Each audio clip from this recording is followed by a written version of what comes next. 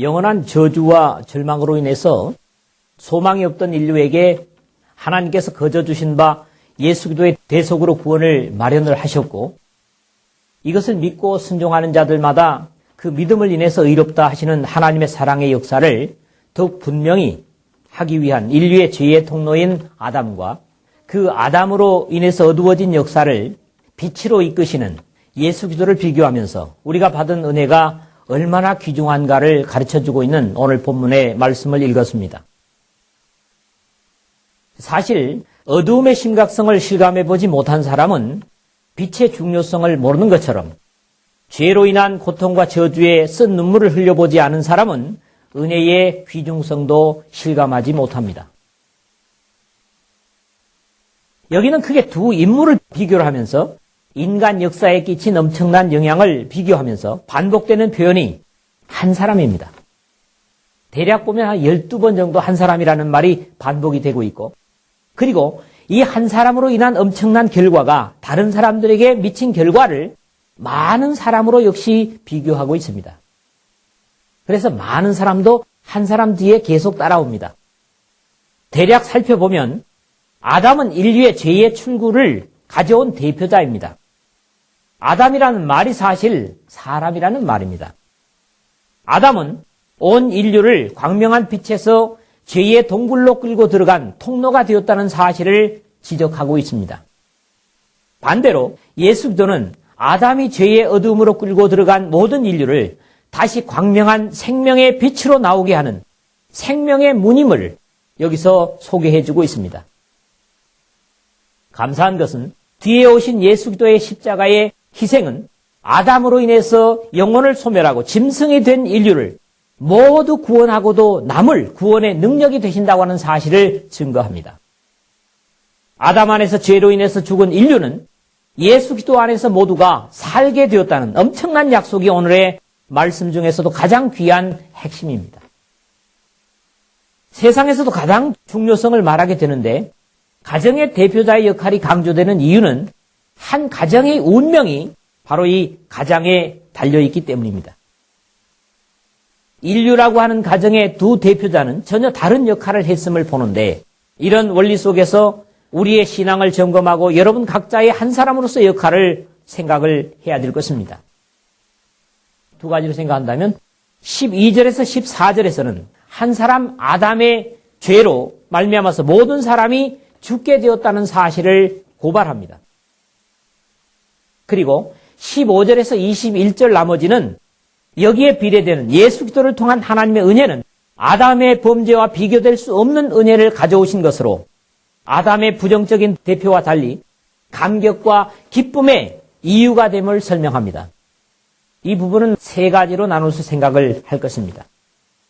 아담으로 인한 죄로 인해서 죽음이 왕노릇하는 종살이를 하다가 이제는 주님의 희생으로 죄의 대가는 완전히 치러지고 생명 안에서 왕노릇하는 완전한 자유를 누리게 된 사실을 증거하고, 이 놀라운 역사는 율법으로 인한 것이 아니라 오히려 율법은 정죄할 뿐이었지만 주님의 의로우신 행동, 즉 십자가의 희생은 이 모든 것을 뒤집고도 남음이 있는 은혜의 역사임을 증거하고 있습니다.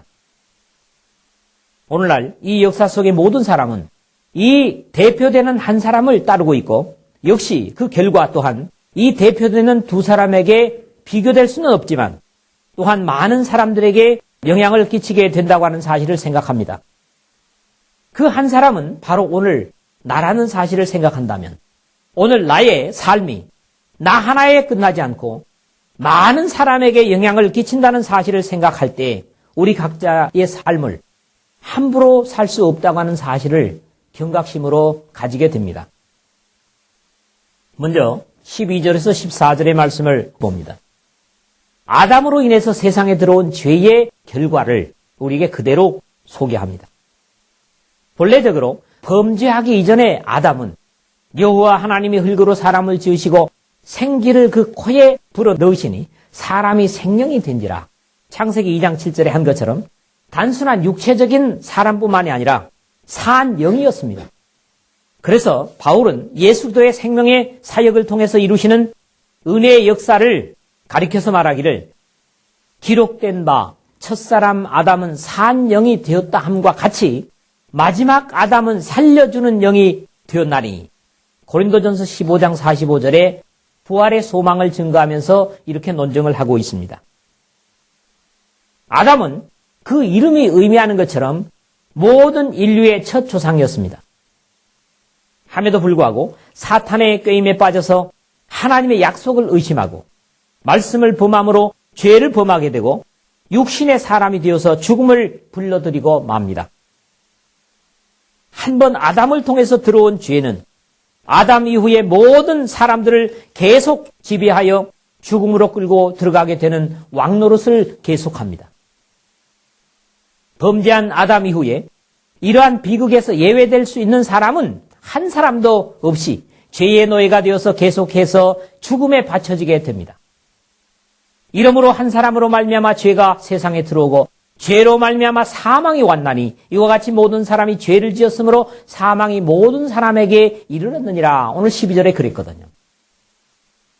아담이라는 통로를 통해서 이 세상에 오는 사람들은 예외 없이 캄캄한 죄의 동굴에 갇히게 되고 마는데 여기 중요한 것은 이미 3장 23절에서 말씀에서 읽었던 것처럼 모든 사람이 죄를 범하였음에 하나님의 영광이 이르지 못하더니 한 것처럼 여기서도 이와 같이 모든 사람이 죄를 지었으므로 사망이 모든 사람에게 이르렀느니라는 겁니다.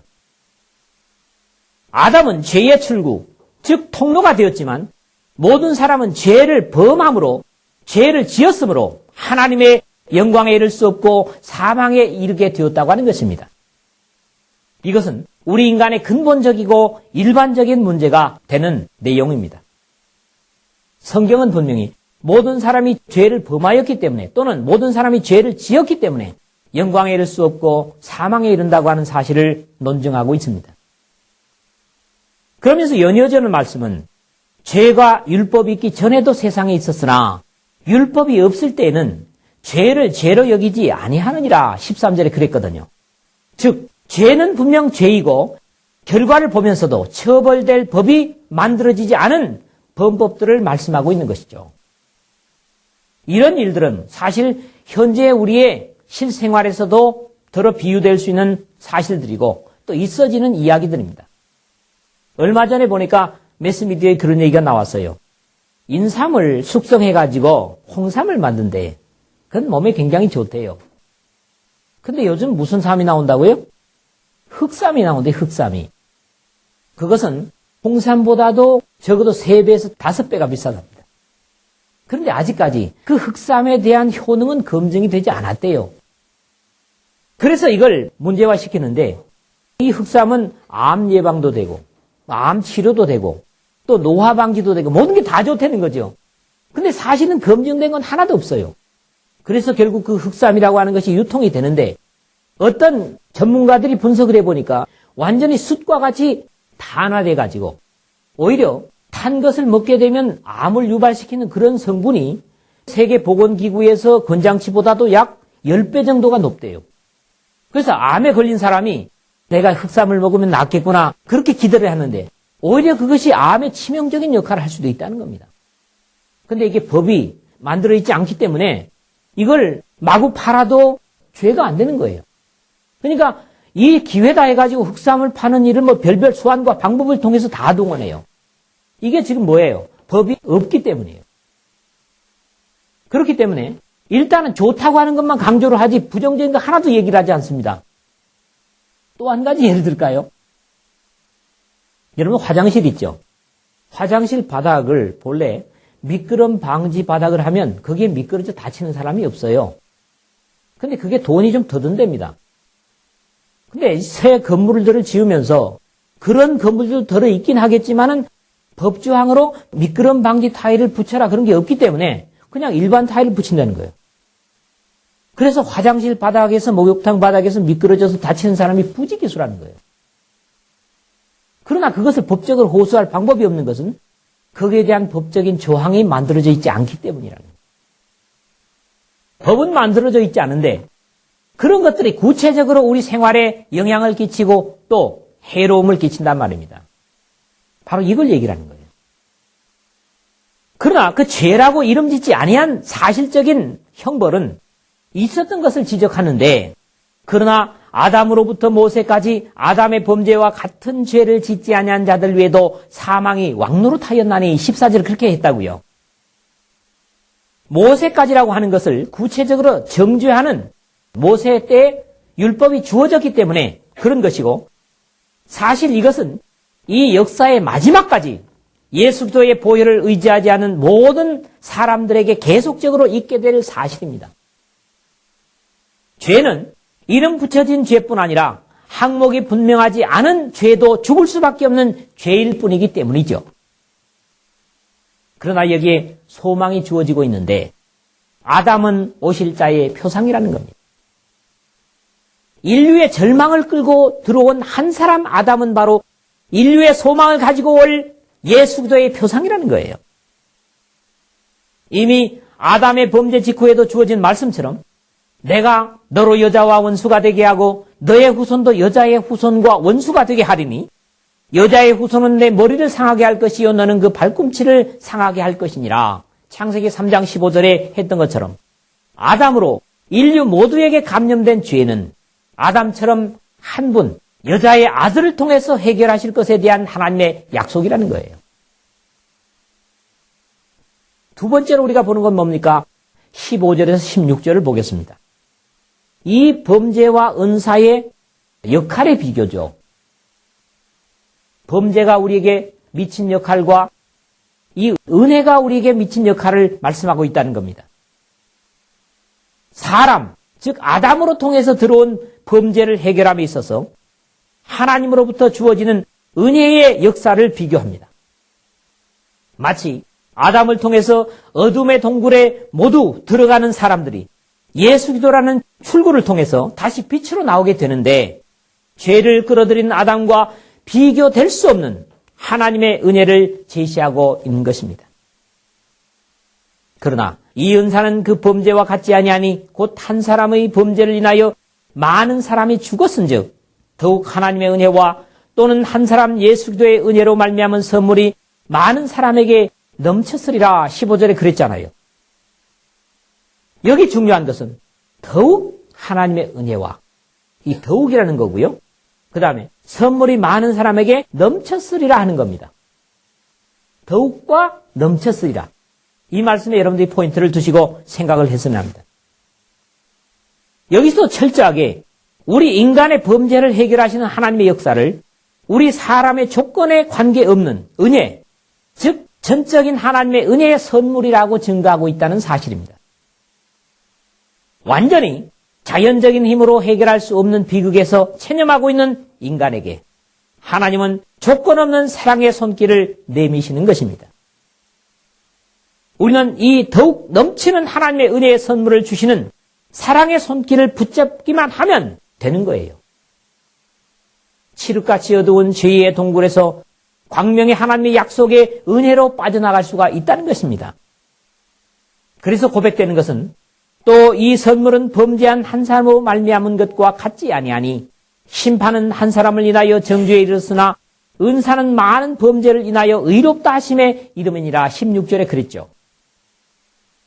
그래서 오늘 우리는 이 넘치는 은혜로 인하여 하나님을 아버지라고 부르며 예배하고 있는 것입니다. 우리의 지은 죄대로 처벌한다면 당연히 사망의 저주가 우리에게 합당하지만 우리의 행위와 그 형벌에 비교될 수 없는 은혜가 부어졌다고 하는 사실입니다. 마땅히 진노의 대상인 우리에게 우리 마음으로 헤아릴 수 없는 것이 은혜 받은 그리스도인의 자연스러운 고백입니다. 그래서 바울은 디모데에게 하나님이 우리를 구원하시되 거룩하신 부르심으로 부르심은 우리의 행위대로 하심이 아니요 오직 자기 뜻과 영원한 때 전부터 그리스도 예수 안에서 우리에게 주신 은혜대로 하심이라. 디모데후서 1장 9절에 그렇게 증거를 하고 있습니다. 이 감격을 우리 자신의 고백으로 드릴 수 있는 저와 여러분 되시기를 주님의 이름으로 부탁을 드립니다. 세 번째로는 17절에서 19절의 말씀인데요. 바로 한 사람의 순종과 한 사람의 불순종의 결과를 우리에게 소개를 합니다. 결국 범죄자에게는 사망이 왕노릇해서 죄의 지배를 받는 사람은 죄와 죽음의 종노릇 할 수밖에 없습니다. 그래서 모든 인류는 죄의 종이라는 겁니다. 그런 결과가 뭡니까? 또 죽기를 무서워함으로 일생에 매여 종노릇하는 모든 자들을 놓아주려 하심이니 히브리서 2장 15절에 이렇게 사망과 저주 때문에 죽음을 두려워하는 모든 사람들을 그 공포에서 놓아주기 위해서 예수님께서 십자가를 지었다고 증거하고 있습니다. 이런 지긋지긋한 죄의 종노릇에서 자유한 후에 또 과거의 모습으로 돌아가는 사람들을 향해서 바울은 안타까운 호소를 하고 있습니다. 그러나 너희가 그때는 하나님을 알지 못하여 본질상 하나님이 아닌 자들에게 종노릇하였더니 이제는 너희가 하나님을 알 뿐더러 하나님의 아신 바 되었거늘 어찌하여 다시 약하고 천한 초등학문으로 돌아가서 다시 저희에게 종노릇하려 하느냐. 갈라디아서 4장 8절에서 9절에 그렇게 탄식하고 있는 것을 읽게 됩니다. 다음에 나누게 되겠지만 바로 뒤에서 바울은 너희 자신을 종으로 들여 누구에게 순종하든지 그 순종함을 받는 자의 종이 되는 줄을 너희가 알지 못하느냐. 혹은 죄의 종으로 사망에 이르고 혹은 순종의 종으로 의에 이르느니라. 이렇게 로마서 6장 16절에 경고하고 있습니다. 죄에서 자유하여 예수 그리스도로 말미암아 생명 안에서 왕노릇하는 사람들은 당연히 그 자유를 바로 사용해야 하는 것도 중요합니다. 형제들아, 너희가 자유를 위하여 부르심을 입었으나 그러나 그 자유로 육체의 기회를 삼지 말고 오직 사랑으로 서로 종노릇하라. 갈라디아서 5장 13절에 그렇게 권면하죠. 사랑의 하나님께 그리고 그 하나님의 자녀들인 가족인 하나님의 백성들 사이에서 미움과 저주의 종이 아니라 왕같은 제사장으로 예수 그리스도로 말미암아 생명 안에서 왕노릇하는 거룩한 사랑의 종들로 살라고 하는 부탁을 여러분에게 주고 있습니다. 이렇게 된 것을 가리켜 아담과 그리스도를 대조하기를 그런즉 한 범죄로 많은 사람이 정죄에 이른 것 같이 의의 한 행동으로 말미암아 많은 사람이 의롭다 하심을 받아 생명에 이르렀느니라. 18절에 그랬죠. 여기에 한 범죄와 의의 한 행동으로 아담의 하나님의 말씀에 대한 불순종과 예수도에 오히려 자기를 비어 종의 형체를 가져 사람들과 같이 되었고 사람의 모양으로 나타나셨음에 자기를 낮추시고 죽기까지 복종하셨으니 곧 십자가의 죽으심이라는 빌립보서 2장 7절 8절의 의의 행동을 비교하고 있습니다.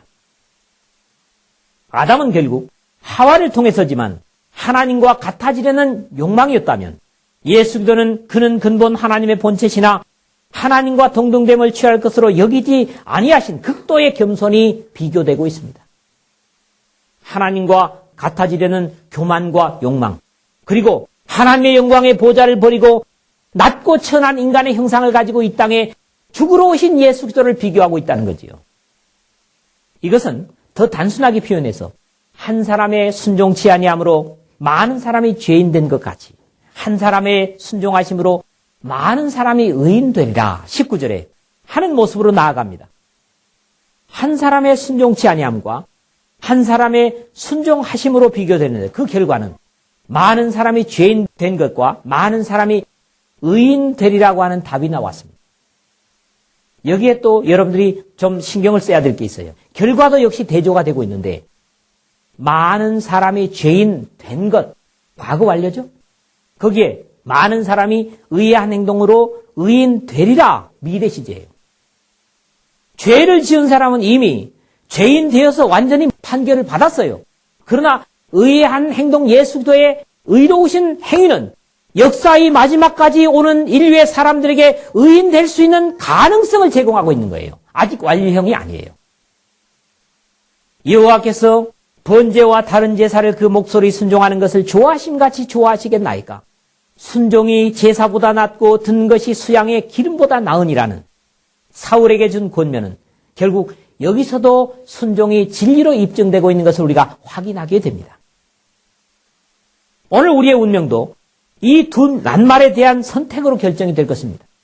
순종과 불순종이 사람의 운명을 갈라놓는 엄청난 갈림길이라는 거예요. 천국과 지옥의 간격은 대단한 것이 아닙니다. 대단히 단순한 데 있습니다. 어리석은 것처럼 하나님의 진리의 말씀에 순종하는 것과 이성과 감정으로 판단해서 맞지 않으면 거절해버리는 것. 이 두 가지 선택에 의해서 우리의 영혼이 결정된다는 사실을 염두에 둔다면 누구도 불순종에 서지 않을 것입니다. 불순종의 길을 달리고 있다면 당장 가장 가까운 인터체인지에서 순종의 길로 들어서야 생명에 다다를 것입니다. 인간의 이성적 판단과 감정의 변화에 상관없이 하나님의 진리에 대한 단순한 순종만이 그리스도의 뒤를 따르는 것이 되고 거기에 생명이 결과적으로 나타날 것이라고 하는 권면을 바울은 우리에게 주고 있습니다. 마지막 네 번째로는 20절에서 21절입니다. 은혜로 왕노릇하도록 하기 위한 나의 역할이 중요하다는 거예요. 하나님의 은혜는 이미 부어졌습니다. 그런데 그 은혜를 나의 은혜로 누리기 위해서 내 자신의 선택이 중요하다. 이미 13절에도 죄가 율법이 있기 전에도 세상에 있었으나 율법이 없을 때는 죄를 죄로 여기지 아니하느니라 하는 율법이 언급이 있었고요. 현재적으로 죄는 분명히 죄이고 결과도 좋지 않은 것이지만 법률이 설정되어 있지 않아서 단속을 못하고 있는 일들을 제가 두 가지 정도로 소개를 한 바 있습니다. 율법이 가입한 것은 범죄를 더하게 하려 함이라. 여기 단순하게 죄를 더하게 하려 함이라가 아니라 범죄를 더하게 하리라 한 겁니다. 범죄는 뭡니까? 죄를 범하는 것을 얘기합니다. 율법이 결국 인간에게 끼워 넣어진 것은 범죄를 더하게 하려 함이라는 거예요. 이 말이 좀 특이하죠. 결국 이것은 죽을 수밖에 없는 결과를 가져온다고 하는 사실을 사람들이 인식해도 죄를 짓는 사람은 어떻습니까? 되도록이면 그 법에 잡히지 않은 입장에서 그 법을 요리조리 도피하면서 같은 죄를 짓습니다. 그러면서 행여나 내가 걸리는 게 아닐까. 죄는 결국 죄인데 그것이 드러나지 않았을 때와 드러났을 때에 오히려 드러난 그 죄의 어떤 형벌이 이미 약속된 것에 대해서 사람들은 어때요? 거기에 대해서 죄를 짓는 거 어떻습니까? 더 악한 죄를 짓는 겁니다. 그래, 모르고 지은 죄는 그렇다고 합시다. 그러나 율법이 주어진 것은 범죄를 더하게 하려 함이라고 하는 사실에서 이걸 우리가 생각해야만 합니다.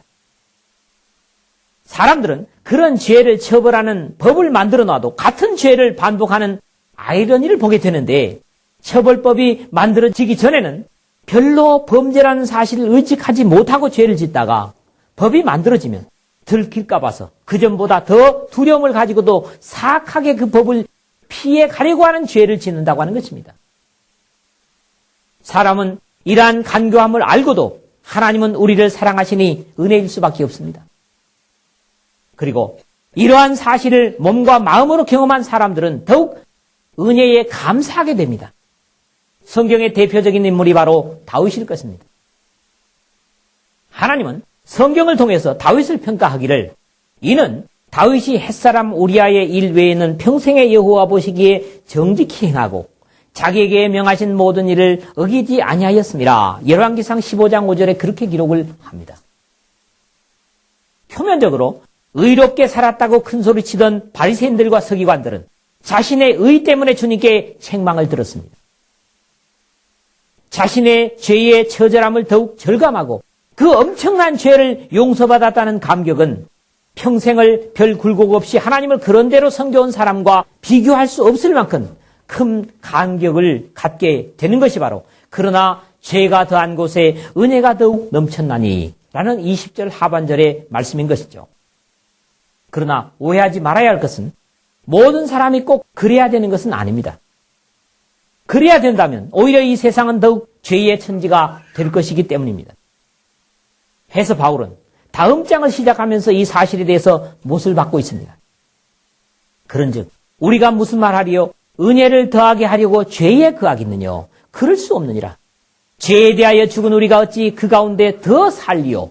다음 시간에 우리가 생각하게 되겠지만은 이 로마서 6장 1, 2절에 그렇게 권면을 하고 있죠. 이것은 물론 우리가 은혜를 더 크게 누리기 위해서 일부러 죄를 지을 수는 없다는 사실입니다. 과거에 용서받은 죄만 돌아봐도 지긋지긋한데 어떻게 거기에 죄를 더할 수 있겠느냐 하는 지적이죠. 이는 죄가 사망 안에서 왕노릇한 것 같이 은혜도 또한 의로 말미암아 왕노릇하여 우리 주 예수 그리스도로 말미암아 영생에 이르게 하려 함이니라. 21절에 오늘 말씀이 그렇게 마무리되고 있습니다. 우리는 과거의 죄의 통치 아래 있을 때, 즉 죄를 왕으로 섬기고 살 때 그 결과는 당연히 사망이었고, 의로 말미암아 왕노릇하는 은혜는 예수 그리스도로 말미암아 영생에 이르게 되는 것입니다. 적어도 죄와 사망에서는 자유함을 누리는 엄청난 복을 우리가 누리게 되는 것이죠. 많은 사람들은 이 사실을 도식화합니다. 과거에 아담 안에서의 우리의 상태를 죄가 모든 인류, 즉 모든 사람들을 죽음의 영토에서 왕노릇한 것, 이게 아담이 죄를 이 역사 속에 가져온 결과였다면, 그러나 우리가 예수 그리스도 안으로 그 죄를 옮겼을 때는 하나님의 은혜가 영생이라는 영토에서 하나님의 백성들인 그리스도인들을 신화로 말미암아 왕노릇하는 그런 운명의 변화를 오늘 여기서 우리가 읽게 되는 것입니다. 과거 죄가 우리를 종으로 부리고 결과를 사망으로 가게 했다면 거기에 비교될 수 없는 은혜도 또한 의로 말미암아 왕노릇하여 우리 주 예수 그리스도로 말미암아 영생에 이르게 하려 함이니라는 은혜는 우리 주 예수 그리스도의 전적인 은혜에 의해서임을 잊지 말고 이 복된 복지의 나라와 권리를 우리는 믿음으로 지켜가야만 할 것입니다. 그러나 이 은혜와 복됨을 지킴에도 우리 의지가 아닌 하나님의 성령에 의해서만 가능하다고 하는 것도 성경이 수없이 우리에게 가르치는 사실들입니다. 오늘 우리의 삶은 이 두 가지 대표자를 따르는 것밖에 다른 건 없습니다. 이 모든 인류는 이 두 가지 대표자를 따르는 것밖에 다른 게 없다는 거죠. 옛 사람 죽음을 끌고 들어온 아담이든지 살리는 아담으로 이 땅에 우리와 똑같은 몸을 입고 오셔서 우리의 저주의 자리를 대신 감당하신 예수 그리스도뿐이라는 거죠. 나는 실제적으로 이 두 인물 중에 어디에 속한 사람인가? 또 우리에게 주는 권면이 여기서 그치지 않습니다. 나 한 사람으로 말미암아. 오늘 여러분 각자가 나 한 사람으로 말미암아 많은 사람의 운명이 판가름 난다면 나 한 사람의 삶의 모습은 참으로 귀중함을 깨달아야만 합니다. 먼저 그리스도인 된 나 한 사람으로 말미암아 모든 다른 많은 사람들이 죄인 될 수도 있고 의인 될 수도 있다는 거예요. 내가 아담의 모습을 따른다면 예수 믿는 것도 저런 거로구나. 여전히 죽음을 사람들에게 끼칠 수밖에 없다는 겁니다. 그러나 영원한 의의 선물로 은혜로 이 땅에 오신 예수 그리스도의 뒤를 따라서 내가 겸손하고 나를 희생시킨다면 많은 사람을 우리 주 예수 그리스도로 말미암아 생명으로 이끄는 역할을 또한 내가 한다는 거예요. 이런 입장에서 오늘 자신의 선택과 삶의 모습은 이 역사 속에 주님 오실 때까지 많은 사람들에게 얼마나 귀중한가를 여러분들이 생각하시고 여러분 각자의 삶에 주님의 은혜가 늘 충만하고 주님의 영광의 약속을 바라면서 환난과 고난조차도 믿음으로 오는 것들을 넉넉히 이기고 감당해서 주님 앞에 마지막에 영광스러운 모습으로 서서 칭찬 듣는 예수 그리스도의 후예들이 되시기를 주님의 이름으로 축원을 드립니다.